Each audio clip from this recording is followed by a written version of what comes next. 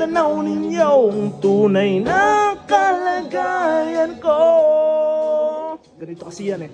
Tao po, nandiyan po ba kayo sa loob ng malaking bahay at malawak na baku, mataas na pader, pinapaligiran at nakapilang mga mahaling sasakyan, mga bantay na laging bulong ng bulong. Wala namang kasal pero marami nang nakabaro. Lumakas man ng ulan ay walang butas ang bubong, mga plato at kutsara na hindi kilala ang tutong, at ang kanin ay simputin ng gatas na nakahon. Kahit hindi na Pasko sa lamesa ay mayamon. Sarap sigurong manirahan sa bahay na ganyan. Sabay pa nila ay dito marin matatagpuan ang mga tao na nagmamayari ng isang upuan na pag may pagkakatao ay pinag-aagawan. Kaya naman hindi pinakakawala kung makikita ko lamang siya ay sisisiwan na po na nakaupo.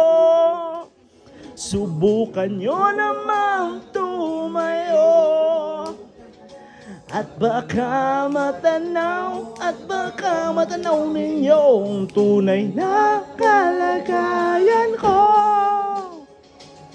Mawalang galang na po sa taong nakaupo. Alam nyo bang patakal ng bigkas namin ay di puno. Ang dingding ng bahay namin ay pinagtabi ng yero. Sa gabi ay sobrang init na tuntuno ng yel na di kayang bilhin upang ilagay sa inom. Pinakulong tubig sa lung, takuring uling-uling gamit ang panggatong na inano lamang ang saysero na nagsisilbing kusina sa umaga ay aming bahay. Ang aking inay may kayaman na sa kalder na nagamit pa lang pag-aking ang kami sumweldo. Pero kulang na kulang pa rin, ulam na tuyot asin ang 50 paso sa maghapong at kakasyahin. Di ko alam kung talaga maraming harang o mataas lang ang bakod o magbubulag-bulag lamang po kayo kahit sa dami ng pera nyo. Walang doktor na makapaglilino ng mga mata nyo. Kaya wag kang masyadong halata. Bato-bato sa langit, ang matama ay wag magalit.